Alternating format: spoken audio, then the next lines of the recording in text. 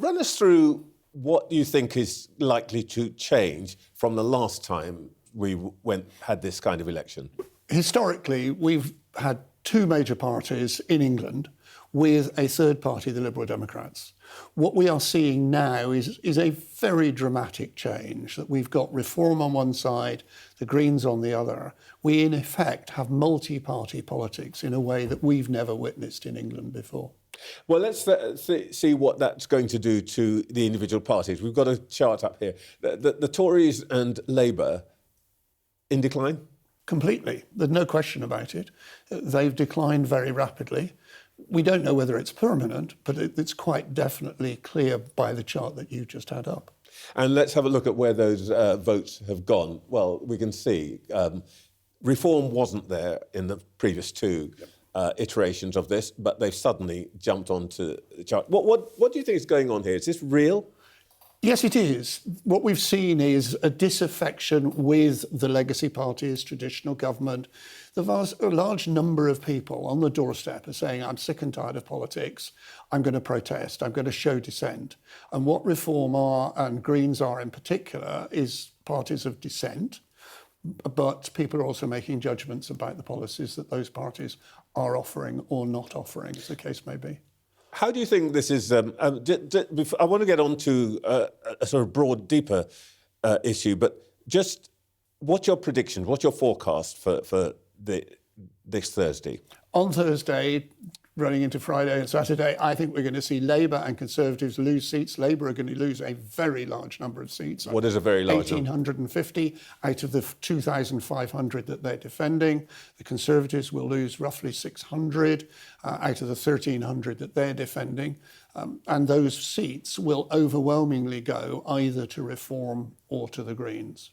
That's interesting. By the way, Liberal Democrats not doing it much business. No, historically at local elections, they're the party that outperforms, that picks up lots of seats.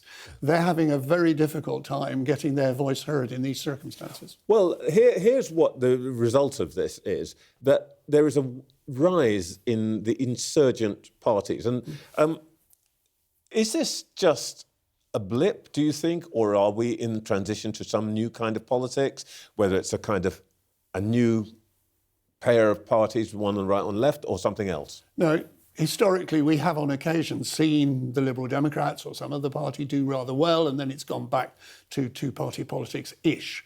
I think we are in a position now of permanent fragmentation, where we are going to see multi-party politics for many years ahead. How many years? I don't know, you don't know, but certainly for a fair number of years to come.